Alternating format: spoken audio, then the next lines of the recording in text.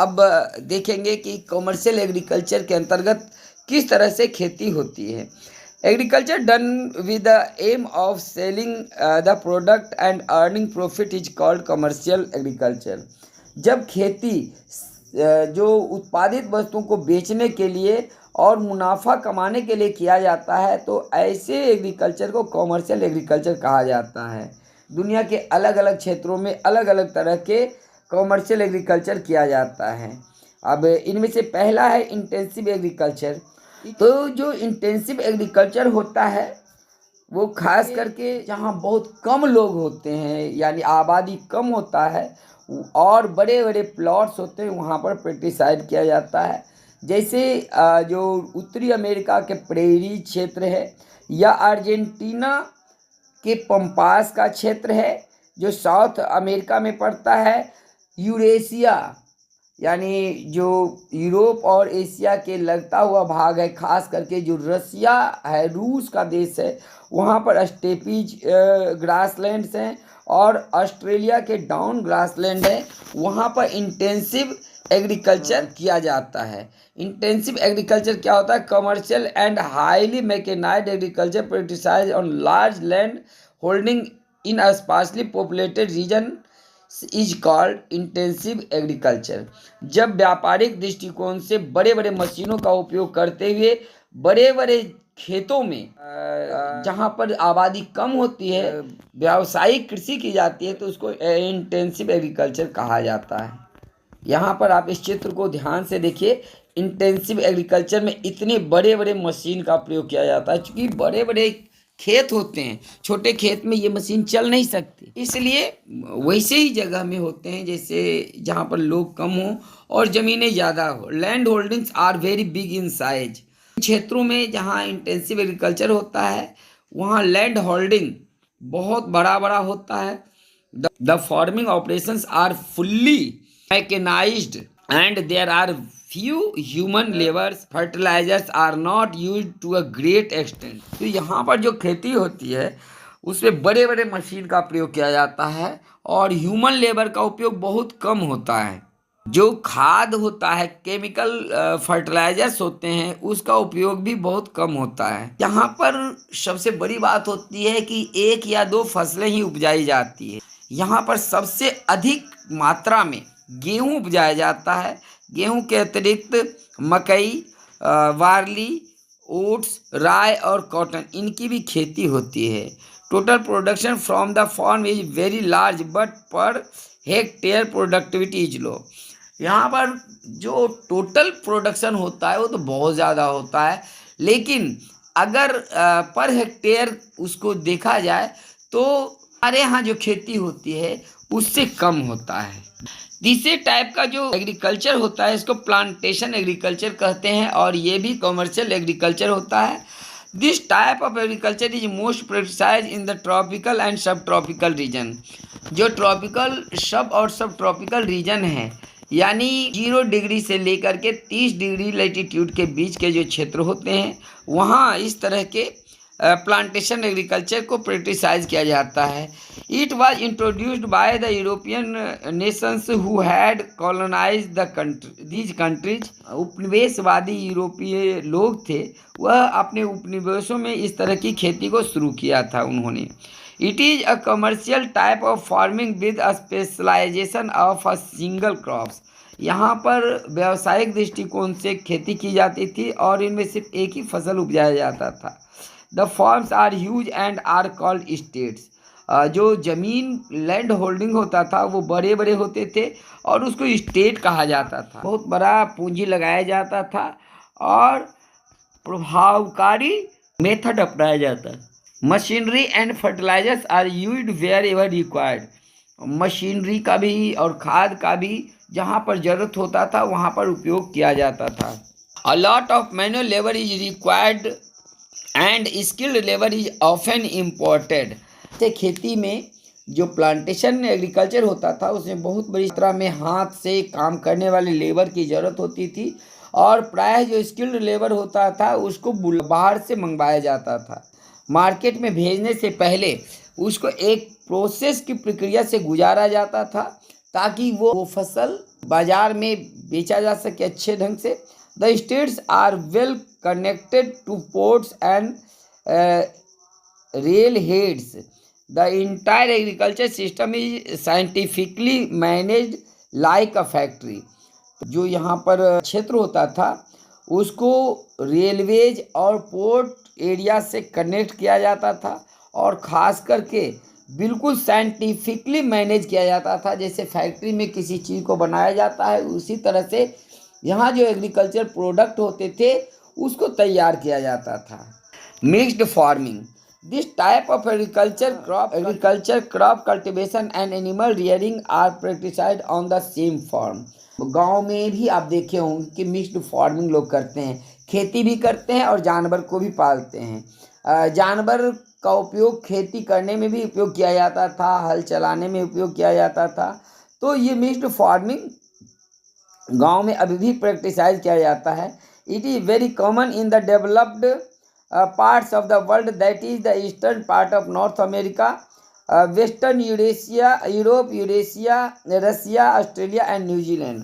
तो जो इस तरह के खेती होता है ये नॉर्थ अमेरिका, वेस्टर्न यूरोप, रूस, ऑस्ट्रेलिया, न्यूजीलैंड में होता है। हमारे देश में भी इस तरह की खेती होती है जहाँ पशुपालन भी होता है और कृषि भी होता है। The farm size is moderate and farming is done intensively.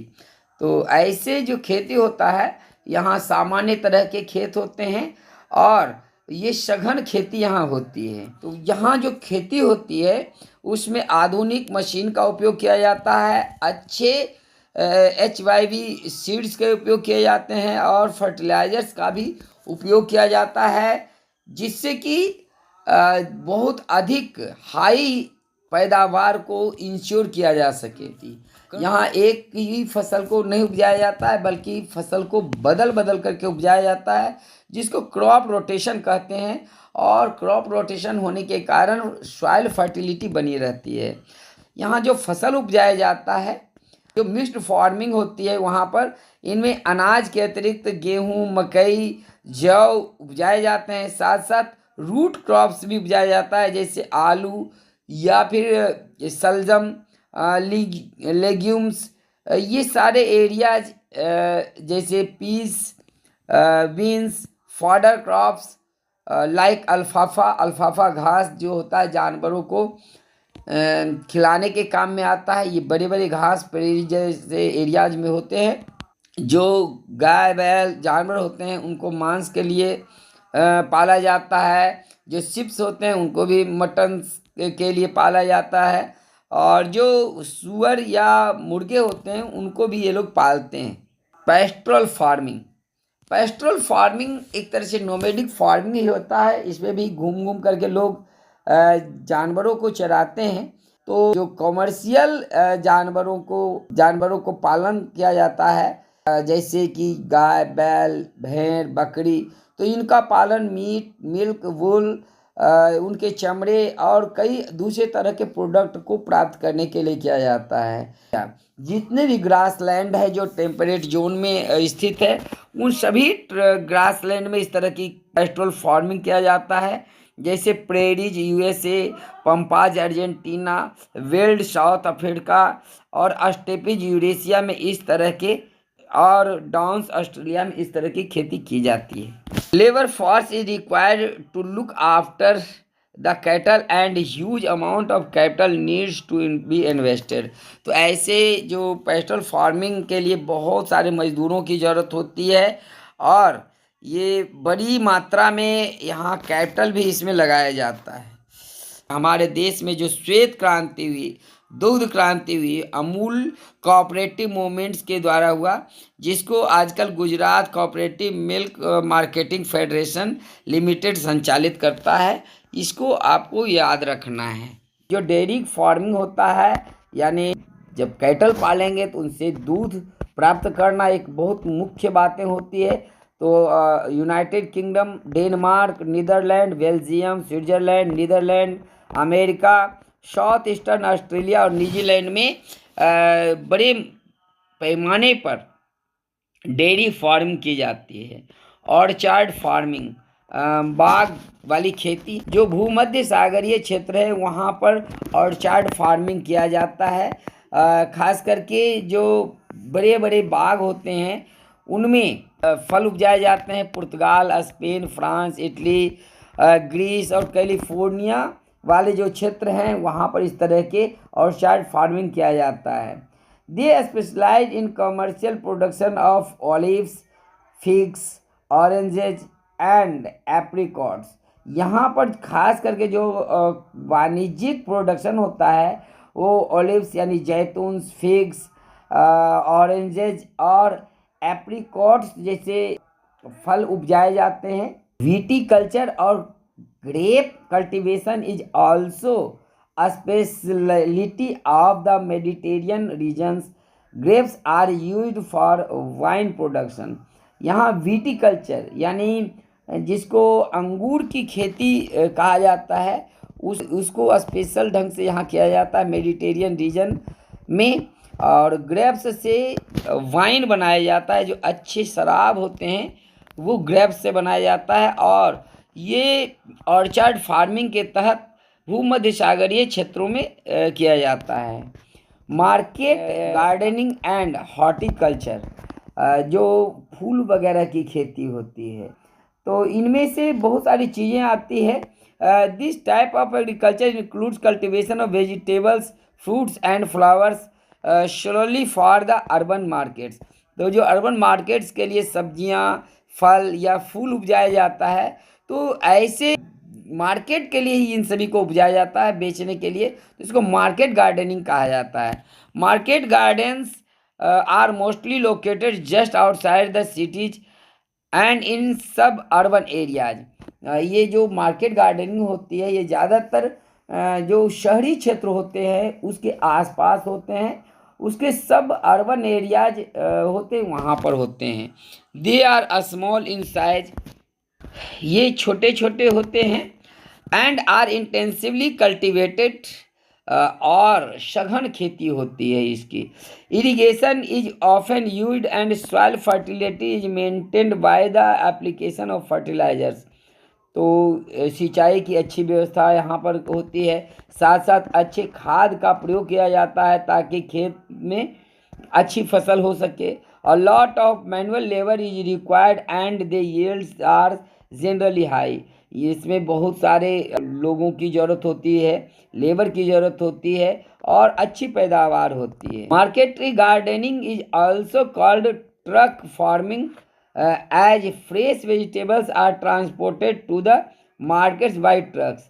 Market gardening को ट्रक गार्डनिंग भी कहा जाता है, क्योंकि ट्रक के माध्यम से ही जो खेतों से फसल होते हैं, खास करके सब्जियां, फल, फूल, उसको शहरों तक पहुंचाया जाता है। तो इस तरह के मार्केट गार्डनिंग ज़्यादातर यूरोप में, यूके, बेल्जियम, डेनमार्क, जर्मनी और नीदरलैंड में किया जाता है। यहाँ पर आप देख सकते हैं ये सारे फल फूल की जो सब मार्केट है, वैसे हमारे देश में भी मार्केट गार्डनिंग होती है। इसमें आप देख सकते हैं किस तरह से मार्केटिंग गार्डनिंग हो रही है। ये फूल हम पहले बता चुके हैं कि फ्लावर्स के भी बहुत ज़्यादा यूजेज हैं, तो इसको खेती किया जाता है। ये फल के पेड़ हैं और ये फल का खेती किया जाता है। तो भारत में भी बड़े बड़े शहर के आसपास में मार्केट गार्डनिंग होती है। हम इसके बारे में आपको अभी बता चुके हैं।